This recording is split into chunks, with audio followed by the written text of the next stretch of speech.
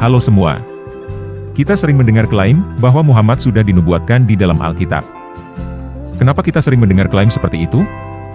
Karena Al-Quran mengklaim seperti itu di dalam surah 7 ayat 157 dan surah 61 ayat 6. Dalam kurung yaitu, orang-orang yang mengikuti Rasul dalam kurung Muhammad, Nabi yang ummi dalam kurung tidak pandai baca tulis, yang dalam kurung namanya mereka temukan tertulis di dalam Taurat dan Injil, yang ada pada mereka.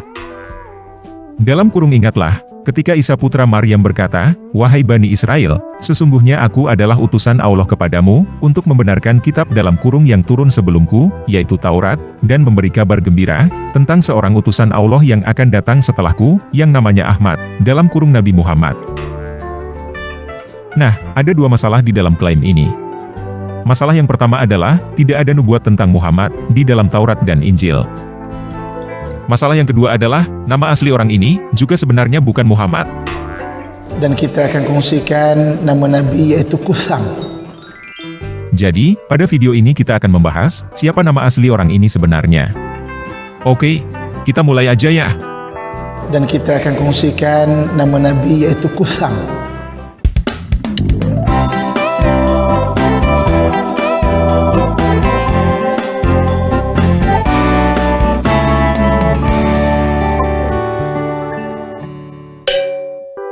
Nah, biografi atau kisah kehidupan Muhammad pertama yang paling terkenal di dunia Islam, adalah Siratul Rasulillah, yang ditulis oleh Ibnu Ishaq, sekitar 100-150 tahun setelah kematian Muhammad. Versi asli buku ini, sekarang sudah tidak ada. Tetapi, yang masih ada, adalah editan buku ini setelah berganti dinasti menjadi Abbasid, oleh Ibnu Hisham, yang berjudul Al-Sirah Al-Nabawiyah. Selain itu, keberadaan buku ini, juga diketahui karena sering dikutip oleh Al-Tabari. Buku ini direkonstruksi pada abad ke-19, oleh seorang profesor bidang studi bahasa Arab dan Islam, beragama Kristen, yang bernama Alfred Guillaume. Menurut sumber Islam yang paling populer sekarang ini, Muhammad lahir pada tahun 570 Masehi, di Mekah. Ayahnya bernama Abdullah, ibunya bernama Aminah, dan kakeknya bernama Abdul Muthalib. Ceritanya begini. Pada suatu hari, Abdul Muthalib menggandeng Abdullah, berjalan melewati seorang perempuan, yang merupakan saudarinya Warakah bin Naufal. Perempuan ini menawarkan unta yang banyak, jika Abdullah mau menikah dengan dia pada saat itu juga. Jadi maksudnya, perempuan ini mau bayar Abdullah, jika Abdullah tidur dengan dia saat itu juga. Tetapi, Abdullah menolak perempuan ini, dengan alasan dia tidak bisa karena dia harus ikut ayahnya. Kemudian, Abdul Muthalib menikahkan Abdullah dengan Aminah binti Wahab. Aminah binti Wahab ini punya sepupu yang bernama Halah binti Wuhaib. Halah binti Wuhaib ini kemudian menikahi Abdul Muthalib pada hari yang sama dengan Abdullah menikahi Aminah binti Wahab. Jadi, bapak dan anak ini pergi ke sebuah rumah, bayar mahar, untuk tidur dengan dua orang perempuan pada hari yang sama.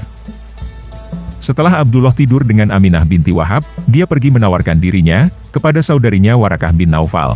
Tetapi, saudarinya Warakah bin Naufal sudah tidak mau dengan Abdullah, karena dia sudah tidur dengan Aminah binti Wahab. Menurut saudarinya Warakah bin Naufal, dia tidak mau, karena sinar mata Abdullah hilang, setelah dia menikah dengan Aminah binti Wahab. Kemudian, Halah binti Wuhaib, dan Aminah binti Wahab, hamil. Ketika Aminah binti Wahab itu hamil, Abdullah meninggal. Mungkin, ini yang dimaksud oleh saudarinya Warakah bin Naufal, dengan sinar mata Abdullah hilang. Mata Abdullah seperti orang yang sebentar lagi akan mati, setelah dia menikah dengan Aminah binti Wahab. Setelah Abdullah meninggal, Halah binti Wuhaib melahirkan Hamzah bin Abdul Muthalib, dan Aminah binti Wahab, melahirkan Muhammad bin Abdullah. Jadi, Hamzah bin Abdul Muthalib ini, adalah pamannya Muhammad, yang dipenetrasi oleh Abdul Muthalib, pada hari yang sama dengan Aminah dipenetrasi oleh Abdullah. Menurut Siratul Rasulillah, nama Muhammad diberikan oleh ibunya, karena ketika dia hamil dia mendengar suara, bahwa anaknya akan menjadi pemimpin. Menurut tradisi lain, seperti pendapat Imam Suhaili, yang hidup pada abad ke-12 dan populer di kalangan Islam, nama Muhammad diberikan oleh kakeknya, Abdul Muthalib, karena mimpi. Aminah meninggal, ketika Muhammad berusia antara 6 tahun. Setelah itu, Muhammad diasuh oleh kakeknya, Abdul Muthalib. Abdul Muthalib meninggal ketika Muhammad berusia 8 tahun. Setelah itu, Muhammad diasuh oleh pamannya yang bernama Abu Thalib. Nah, kisah tentang pemberian nama Muhammad ini, sepertinya tidak ada masalah. Namun, ternyata, Hamzah bin Abdul Muthalib berusia 4 tahun lebih tua daripada Muhammad. Hal ini, tercatat dalam banyak sumber-sumber Islam. Di antaranya, di kitab At-Tabakat Al-Kubra karya Ibnu Sa'ad, yang juga ditulis sekitar 150-200 tahun setelah kematian Muhammad. Dan hadis Al-Mustadrak ala Syahihain, yang ditulis 300-an tahun setelah kematian Muhammad. Jika Abdul Muthalib dan Abdullah bikin anak bersamaan, seharusnya anak mereka seusia. Tetapi, kenyataan bahwa Hamzah 4 tahun lebih tua daripada Muhammad, tentunya menimbulkan pertanyaan. Jadi anak yang lahir dari Aminah setelah 4 tahun kelahiran Hamzah ini, sebenarnya anak siapa? Tidak mungkin anak Abdullah, karena Abdullah sudah meninggal. Jika dia bukan anak biologis Abdullah, berarti semua cerita tentang kelahiran Muhammad, bisa dipastikan adalah cerita dongeng. Berarti, anak Aminah ini diberikan nama Muhammad sejak lahir, juga adalah cerita dongeng. Jadi, semua cerita tentang Muhammad yang dimiliki oleh Muslim, belum tentu bisa dipercaya. Itu sebabnya, banyak hadis yang dinyatakan sebagai hadis palsu. Nah, semua Muslim sepakat, bahwa nama Muhammad artinya adalah yang terpuji. Dan nama itu, adalah nama yang jarang digunakan, sebelum si Nabi ini ada. Selain itu, sumber-sumber Islam mengatakan, bahwa si Nabi ini punya banyak nama. Bahkan ada sumber yang mengatakan bahwa si Nabi ini, punya 99 nama seperti Allah. So they said, okay, Allah has 99 names, our Prophet ﷺ has 99 names. Astaghfirullah. Are you saying that the Prophet is like Allah? No, we're not saying that. But they both have 99 names. This is what you're saying.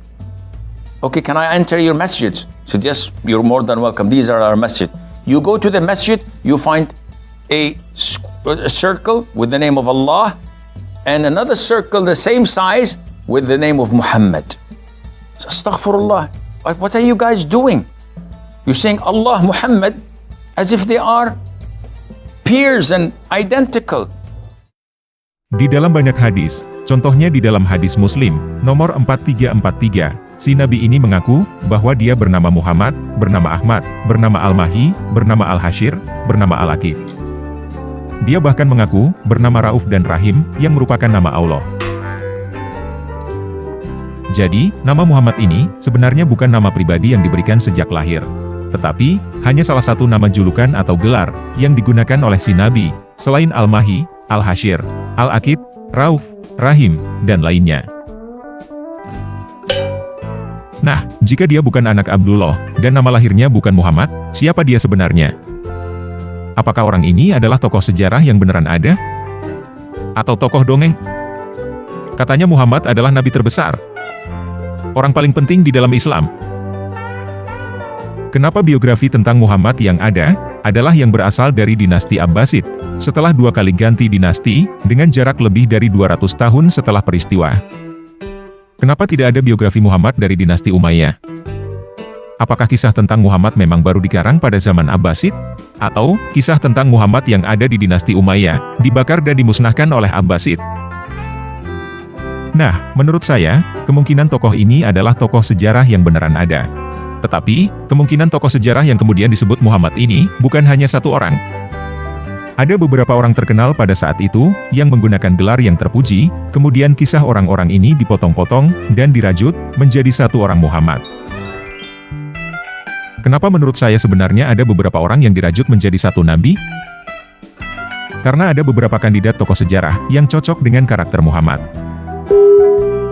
Salah satu catatan tertua, yang dengan jelas menulis tentang Muhammad, adalah Kronikel 640 yang ditulis oleh Presbiter Thomas. Di situ tertulis, bahwa pada tahun 945, Indiksi 7, pada hari Jumat 4 Februari, terjadi pertempuran, antara Romawi dengan Muhammad dari Tayyaye, di Palestina, 12 mil dari Gaza. Masalahnya adalah, tahun 945 yang dimaksud di situ, adalah tahun 634 Masehi. Sedangkan, menurut sumber Islam, Muhammad meninggal pada tahun 632 Masehi. Selain itu, menurut The Chronicle of Theophanes, ada 2 orang berbeda yang disebut Muhammad. Muhammad yang pertama, adalah Muhammad yang disebut Nabi Saraken. Muhammad yang kedua, adalah Muhammad putra Abdullah, yang sering berperang. Muhammad Nabi Saraken ini, adalah seorang pedagang, punya istri bernama Chadiga, sakit ayan dan mengaku sebagai nabi. Namun, dia bukan anak Abdullah. Dia tinggal di sekitar Palestina dan Mesir, bukan di Mekah. Tulisan dari sumber-sumber non-muslim ini, yang membuat saya yakin, bahwa orang yang mengaku sebagai nabi bernama Muhammad, adalah tokoh sejarah sungguhan. Tetapi, kisah kehidupan Muhammad yang asli, tidak seperti kisah Muhammad yang diceritakan oleh sumber-sumber Islam. Dan kemungkinan, tokoh sejarah Muhammad yang asli bukan hanya satu orang. Kandidat yang pertama, adalah Iyas ibnu Qabisah Al-Tai. Menurut beberapa hadis, di antaranya hadis Muslim nomor 3322, Muhammad mengirim surat kepada Kaisar Heraklius. Tetapi, Kaisar Heraklius mengenali Muhammad sebagai Ibnu Abu Qabsyah. Siapa Ibnu Abu Qabsyah? Kenapa bukan dikenali sebagai Ibnu Abdullah atau Abu Qasim? Tokoh sejarah yang disebut Ibnu Abu Qabsyah adalah Iyas ibnu Qabisah. Iyas ibnu Qabisah adalah gubernur kerajaan Sasanid Persia di daerah Al-Hiro. Bukan dari Gua Hiro. Al-Hiro ini adalah nama kuno dari Kufa yang sekarang ini ada di Irak. Kemungkinan, dia membelot dari Sasanid dan mempersatukan dua kerajaan Arab, Lahmid dan Ghassanid, pada tahun 622. Itu sebabnya, tahun 622 dirayakan dan disebut sebagai Tahun Arab. Namun, kemudian berubah sebutan menjadi Tahun Hijriah. Jadi, Nabi Muhammad yang mengirim surat kepada Kaisar Heraklius, sebenarnya adalah gubernur Al-Hiro, yang bernama Iyas ibnu Qabisah. Kandidat yang kedua, adalah Marwan bin Al-Hakam dari dinasti Umayyah. Marwan bin Al-Hakam, adalah ayah dari Abdul Malik bin Marwan. Abdul Malik bin Marwan, adalah orang yang mendirikan Dome of the Rock di Yerusalem, menulis kalimat syahadat di situ, memperkenalkan koin dengan tulisan Arab semua, dan membuat Arab menjadi bahasa internasional. Ayahnya, Marwan bin Al-Hakam, punya ibu bernama Aminah, punya banyak istri, dan beberapa di antaranya bernama Zainab dan Aisyah. Dia meninggal pada usia 63 tahun, karena dibunuh dengan bantal oleh istrinya, yang bernama Aisyah, di rumah. Semua data ini mirip dengan Muhammad. Jadi, ada kemungkinan, Abdul Malik bin Marwan membuat biografi tentang ayahnya, dan menyebut ayahnya yang terpuji, alias Muhammad. Biografi tentang ayahnya ini, menjadi terkenal, dan ditambah bumbu. Sehingga, menjadi cerita legenda rakyat si Nabi Muhammad.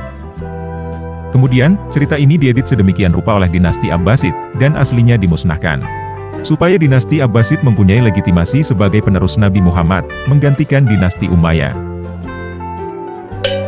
Kandidat ketiga, yang diterima oleh para cendekiawan Muslim modern, seperti cendekiawan Muslim Mesir, yang bernama Yusuf Ziedan, dan cendekiawan Muslim Tunisia, yang bernama Hichem Jaid, nama asli yang sebenarnya diberikan kepada anak Aminah ini sejak lahir, adalah Kutham. Dan kita akan kongsikan nama Nabi yaitu Kutham. Kitab Al-Sirah Al-Halabiyah volume 6, halaman 128 mengatakan, setelah kematian Kutham bin Abdul Muthalib, dalam kurung pamannya Muhammad pada usia 9 tahun, 3 tahun sebelum Muhammad lahir. Ayahnya Abdullah Muthalib merasa sangat sedih. Sehingga, ketika si Nabi itu lahir, dia menamainya Kutham. Arti nama Kutham ini, kurang bagus. Mungkin bisa saya katakan, bahwa kata Kutham diserap ke dalam bahasa Indonesia, menjadi kusam. Kutham kemudian ganti nama Muhammad, ketika dia mengaku sebagai Nabi, supaya cocok dengan nubuat kedatangan Rasul yang bernama Ahmad. Menurut mereka, Kutham tidak buta huruf, dan punya sakit ayan. Selain itu, mereka juga menyatakan, bahwa isi Quran diubah, setelah kematian Kutham alias Muhammad. Menurut hadis Bukhari nomor 2202, anak Aminah ini adalah budak orang tuanya Hamzah. Hamzah membuka matanya dan berkata, tidaklah kalian selain budak-budak orang tuaku. Maka Rasulullah SAW kembali ke belakang, hingga meninggalkan mereka. Kandidat keempat, adalah Nabi dari Persia, yang bernama Mani. Nabi Mani ini, hidup pada abad ketiga. Dia mendirikan agama Manisme, yang tersebar dari China sampai Eropa. Dia mengaku sebagai Parakletos yang dijanjikan oleh Yesus, dan sebagai Nabi penutup. Dia mengaku mendapatkan wahyu gedebuk dari langit, dan dia juga mengaku pernah ke surga, dengan menggunakan kuda terbang. Kalau teman-teman lihat peta penyebaran agama Islam, persis dengan peta penyebaran agama Mani. Jadi, konsep kenabian Muhammad, jelas menjiplak konsep kenabian Mani. Kemungkinan, Islam adalah perubahan bentuk agama Mani dari Persia, yang dimodifikasi sehingga menjadi milik Arab. Kandidat kelima, adalah Umayyah bin Abi Al-Salt. Umayyah bin Abi Al-Salt, adalah seorang penyair, yang mengaku sebagai Nabi pada abad ke-7. dan puisi-puisi karya Umayyah bin Abi al-Salt jelas mempunyai hubungan dengan Al-Quran. Ada yang menafsirkan bahwa Quran Surah 7 ayat 175 sebenarnya membicarakan tentang Umayyah bin Abi al-Salt. Bacakanlah dalam kurung Nabi Muhammad, kepada mereka dalam kurung tentang berita orang, yang telah kami anugerahkan ayat-ayat kami kepadanya. Kemudian, dia melepaskan diri dari dalam kurung ayat-ayat itu, lalu setan mengikutinya, dalam kurung dan terus menggodanya, sehingga dia termasuk orang yang sesat. Tafsirnya adalah, ayat-ayat atau wahyu itu, sebenarnya dianugerahkan kepada Umayyah bin Abi al-Salt. Namun, entah kenapa, Umayyah bin Abi al-Salt melepaskan diri dari wahyu itu. Jadi, kemungkinan sebagian isi Al-Quran itu, sebenarnya adalah puisi-puisi karya Umayyah bin Abi al-Salt, yang kemudian diedit dan diklaim sebagai wahyu, setelah kematian Umayyah bin Abi al-Salt pada tahun 630. Kisah kehidupan Umayyah bin Abi al-Salt diambil sebagian untuk menjadi kisah kehidupan Muhammad, dan sisanya dibuang. Kemudian, Umayyah bin Abi al-Salt didepak, dengan cara menciptakan surat 7 ayat 175. Nah, jadi, siapa sebenarnya Muhammad yang asli? Iyas ibnu Qabisah? Marwan bin al-Hakam? Kutam? Nabi Mani? Umayyah bin Abi al-Salt? Menurut saya, Muhammad yang asli ada lebih dari satu orang, dan nama aslinya sejak lahir, jelas bukan Muhammad. Muhammad hanya sebuah gelar, yang dipakai oleh beberapa orang pada saat itu, dengan arti yang terpuji. Lalu, beberapa orang Muhammad itu, dicampur aduk menjadi satu Muhammad, oleh para pengarang cerita, di generasi berikutnya. Kisah tentang Muhammad yang ditulis sejak Ibnu Ishaq, adalah kisah yang terinspirasi, dari campuran cerita kehidupan Marwan bin al-Hakam, ditambah cerita kehidupan Kutam, ditambah Mani, ditambah Iyas ibnu Qabisah, ditambah Umayyah bin Abi al-Salt, dan tentunya ditambah bumbu. Supaya memukau, dan sesuai keinginan politik. Tokoh aslinya, sebenarnya tidak buta huruf, tetapi dibuta hurufkan, supaya sesuai dengan doktrin. Tokoh aslinya sebenarnya punya anak lelaki, tetapi dibikin tidak punya anak lelaki, supaya legitimasi kekuasaan bisa jatuh ke saudara jauh, dengan silsilah buatan. Kalau teman-teman perhatikan, kisah tentang Muhammad, semakin modern, semakin kemari, kisah tentang Muhammad itu bertambah terus, semakin dibesar-besarkan dan semakin detil. Kenapa kisah tentang Muhammad semakin kemari semakin detil? Biasanya, sebuah kisah bisa semakin berkembang seperti itu, karena kisah itu adalah dongeng karangan. Karena kisah itu laku, dibuatlah sekuelnya. Jadi, nubuat tentang Muhammad ada dua masalah. Yang pertama, nubuat tentang Muhammad atau Ahmad, tidak ada di dalam kitab-kitab sebelumnya. Yang kedua, nama Muhammad atau nama Ahmad, bukan nama asli orang yang bersangkutan. Dan kita akan kongsikan nama Nabi yaitu Kutham. Dan kita akan kongsikan nama Nabi yaitu Kutham. Kutham. Kutham.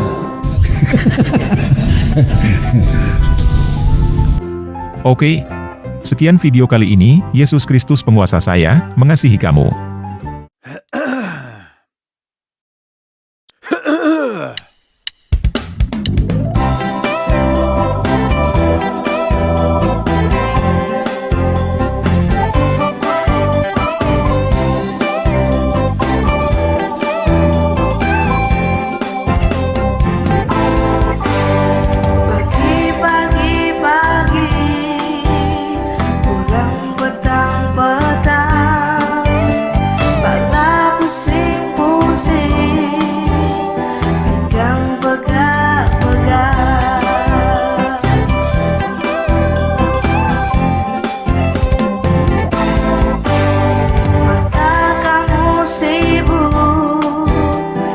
Susah